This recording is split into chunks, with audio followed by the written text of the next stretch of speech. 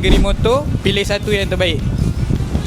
Touring, GSA 1250, Superbike S1000RR, Naked pergi Z900 RS SE, Touring Wistrom 650, Superbike R1, Naked MV Agusta Botale 800. Superbike kita bagi ZX10, Naked GSX Suzuki GSX S750. kalau touring, Tracer, tapi saya nak Tracer V2 sebab dia bersederhana. kategori touring.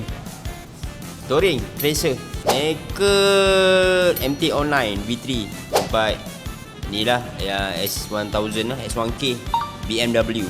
Touring, Vistrom 650, naked bike, GSX S750, superbike, CB1000.